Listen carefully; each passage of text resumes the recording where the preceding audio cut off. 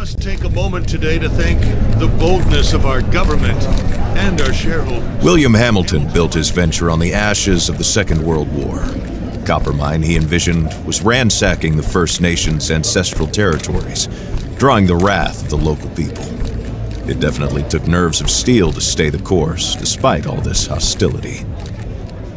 Before long, in the face of William Hamilton's cold and uncompromising stance, the petitions and peaceful protests turned into sabotage, vandalism, and other criminal acts.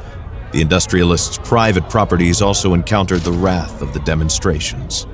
Carl Faubert, a veteran of the Korean War, was hired from Montreal as a private detective to shed some light on this whole thing. But at the end of his long journey to northern Quebec, the detective did not only encounter property damage, he also came face to face with the corpse of William Hamilton. The strangeness only kept building throughout the investigation. A powerful, unseasonable blizzard hit the region. Bodies frozen in unbreakable ice appeared. The local fauna began to act strangely and aggressively. Carl Faubert began to doubt his own sanity. The detective felt the weight of a gaze, as if he were at the mercy of a powerful, feral creature waiting for the right moment to attack. Carl's fear was taking over, overpowering his reason. He was giving in to delirium. In that instant, he thought that the dark waters of the lake might shield him from the shapes that pursued him. From there, he had a renewed hope in civilization, or whatever was left of it.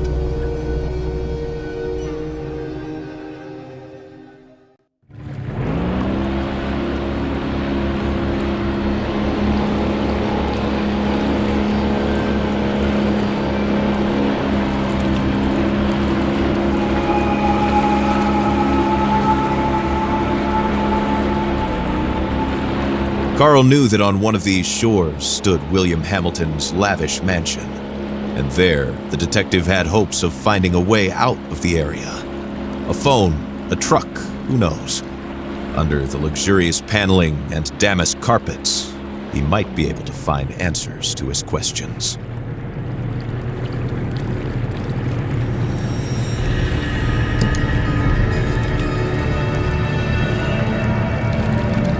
The detective wondered about the floating debris. Had it drifted out from the shore, or had it been abandoned there in the middle of nowhere?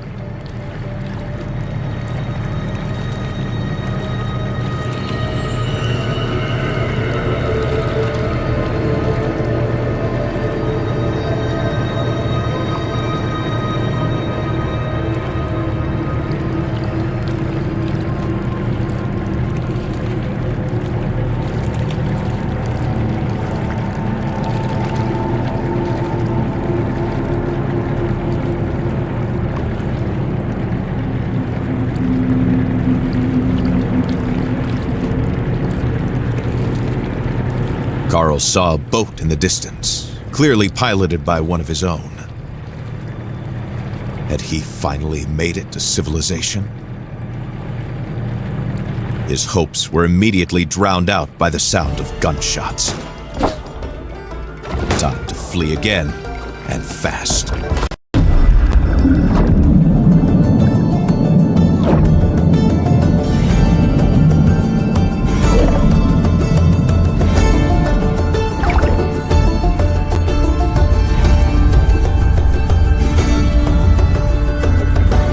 Carl swam without a thought, yet each stroke was desperate. The icy water and his wounds made him feel weaker and weaker. He had to get to shore.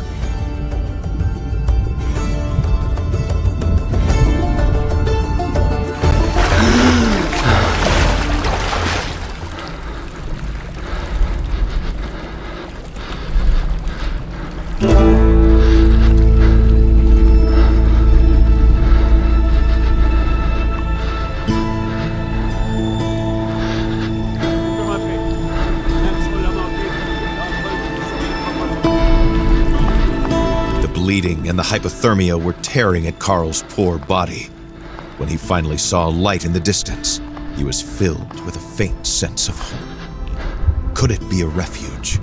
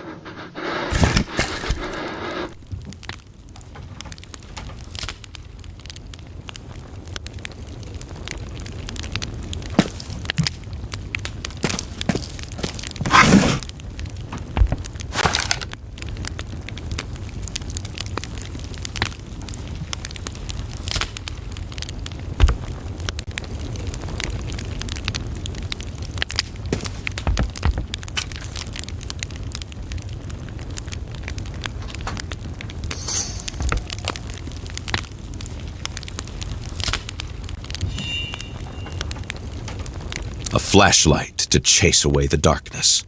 The batteries, unfortunately, would run out sooner rather than later. Carl had to keep his eyes open to find some on his way.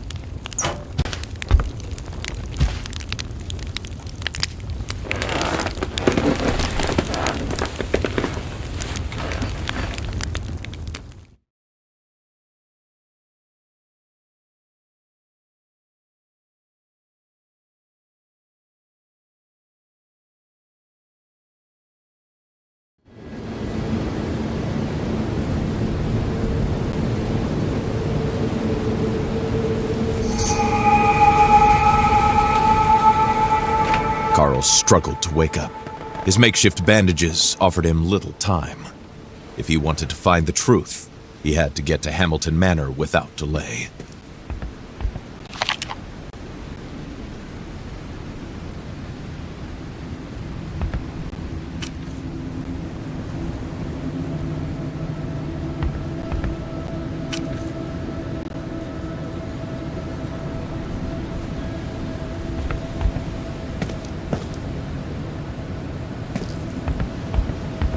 Carl needed to pick up his belongings before leaving.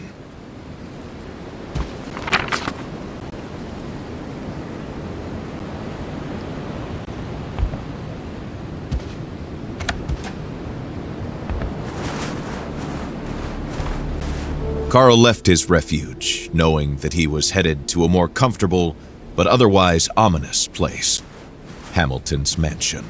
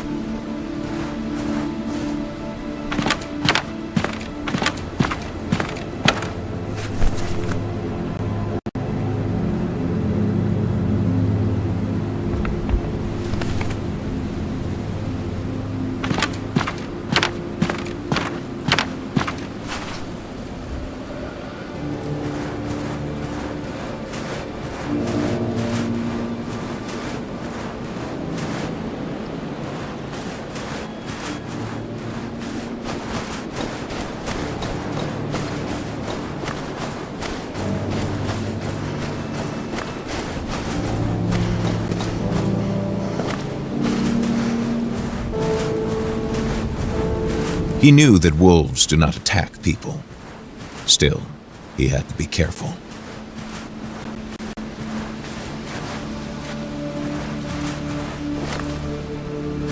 Carl Faubert was a sensible man. Attacking that wolf would not be among his smartest life choices.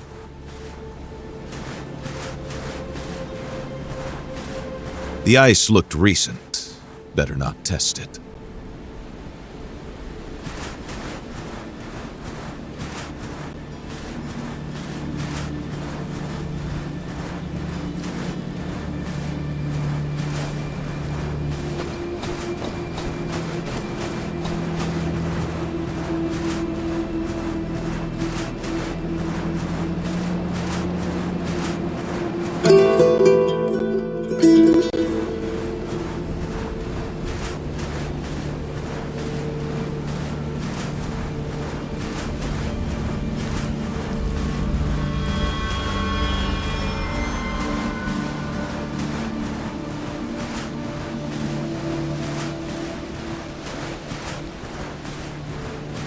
Carl tried to put the horror into perspective. Accidents happen, and in the inhospitable far north, it happens more often than not. Nevertheless, a feeling of déjà vu stayed with him, as if the carnage was not over.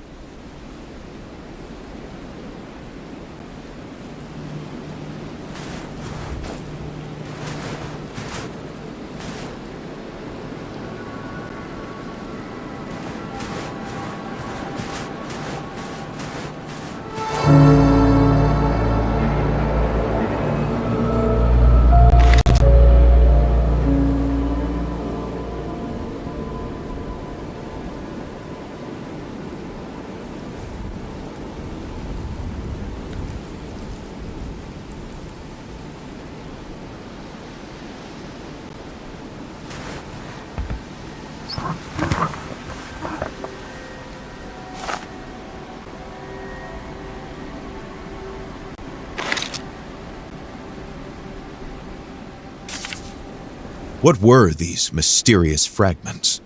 And why was there a warning about the Brume? This letter raised more questions than it answered for the detective.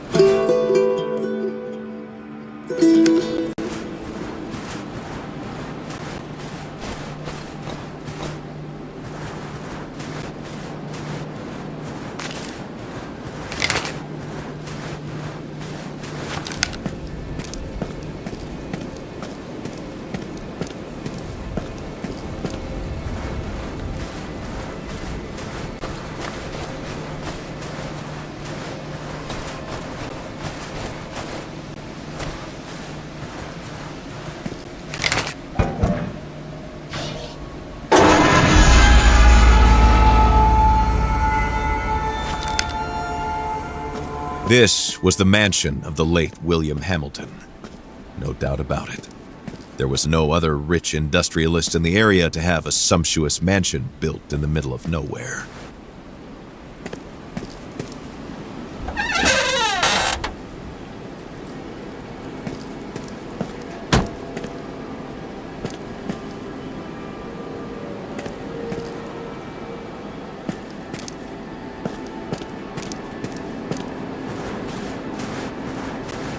The locals despised Hamilton, as they were all perfectly aware of his shady dealings.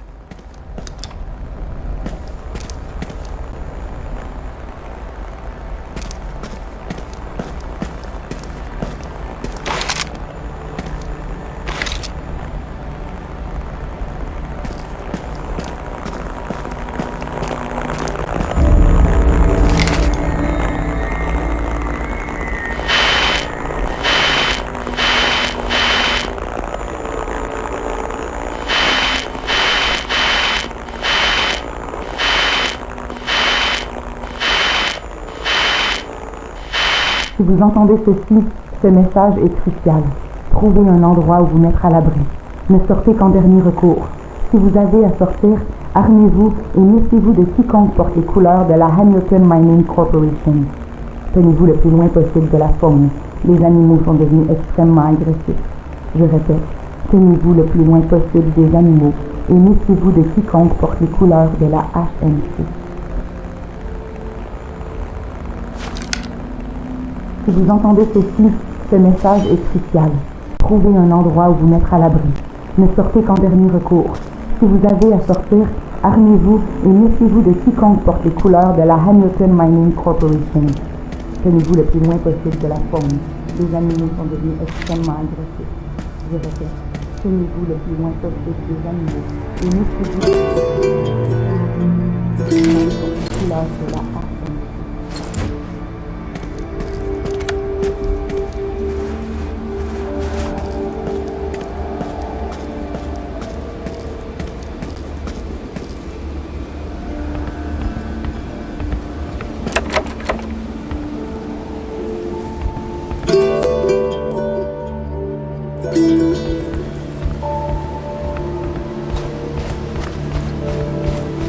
This letter, found in the cabin, mentioned a gazebo.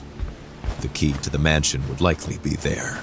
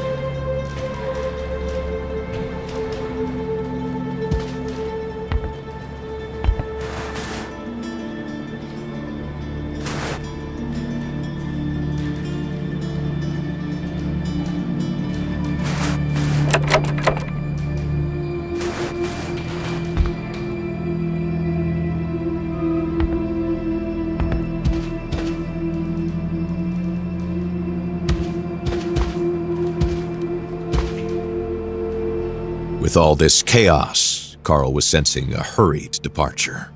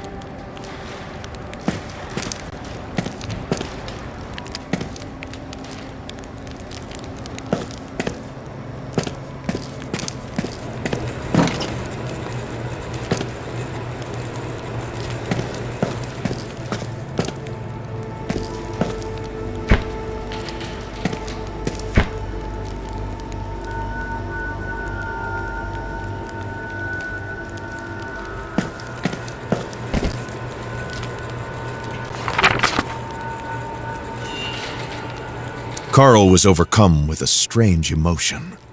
The crossword puzzle was in French, so he guessed it was the work of a Hamilton employee and not Hamilton himself.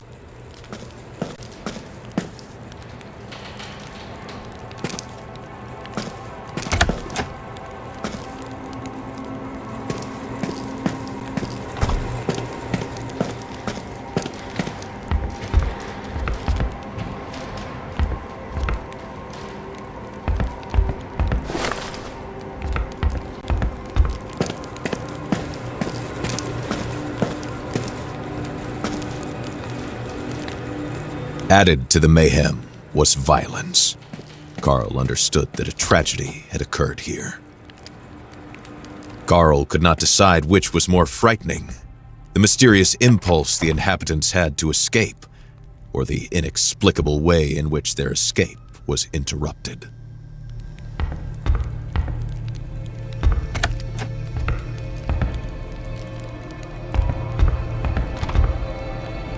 From a simple case of vandalism to a mysterious murder, Carl found himself right in the middle of a battlefield. What could possibly await him now?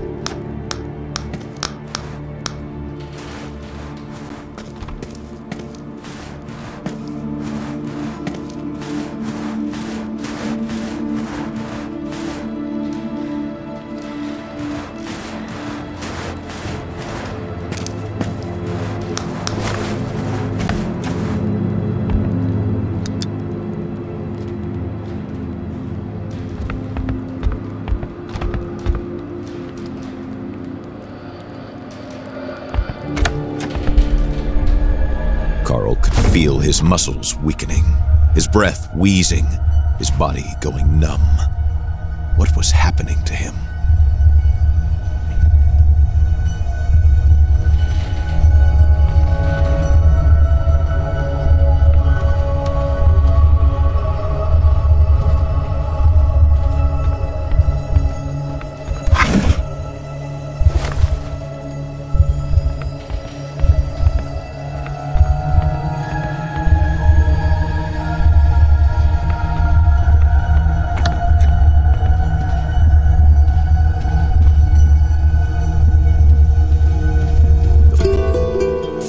was rocking. The walls seemed to be running from Carl's hands as he tried to steady himself.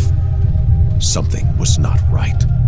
Carl's thoughts were twisting in his head, making him dizzy.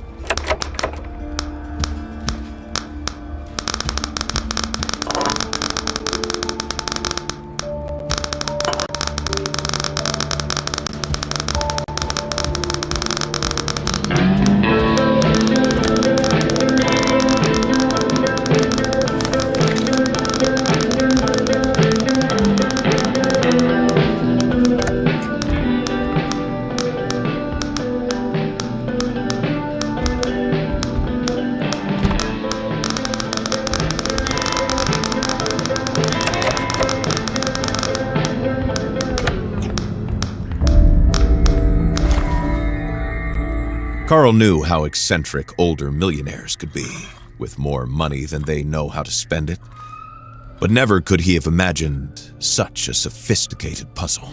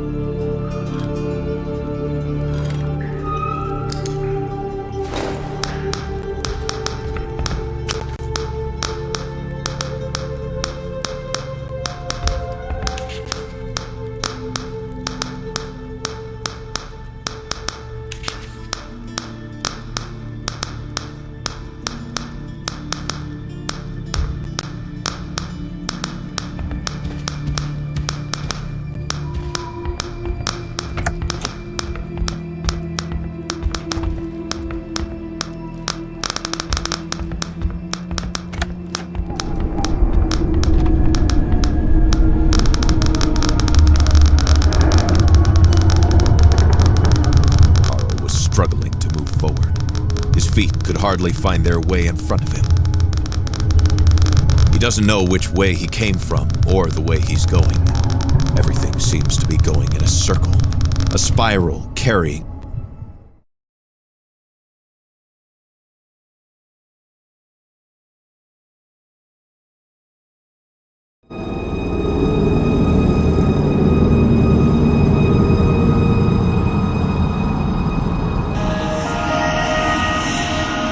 Suddenly feels like he's waking up, but inside of a dream.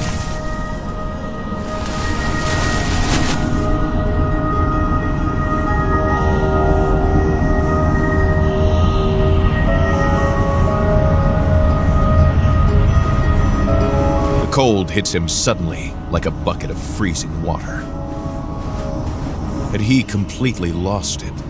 Or was he supposed to accept the manor's strange architecture, suddenly leading him to the middle of nowhere?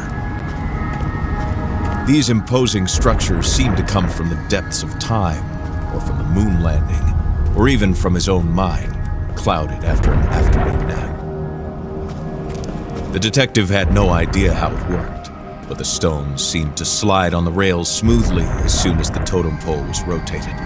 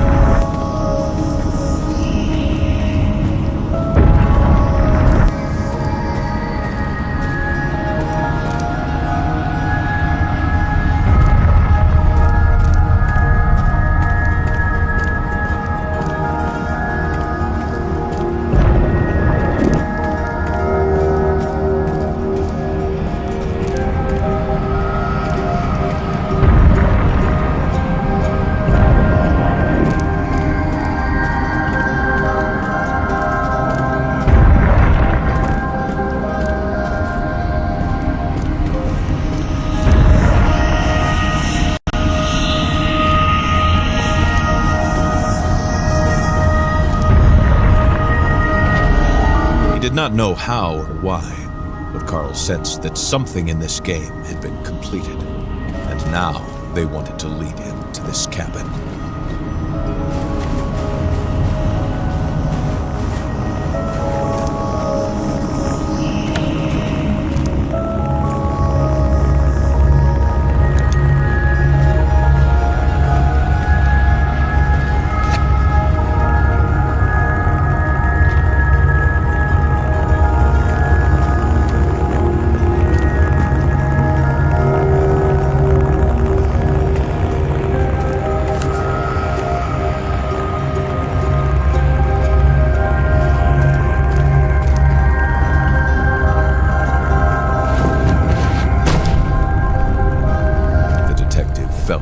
Sleepwalking, pulled by a larger force towards the light that was calling him, as if it was asking to be set free.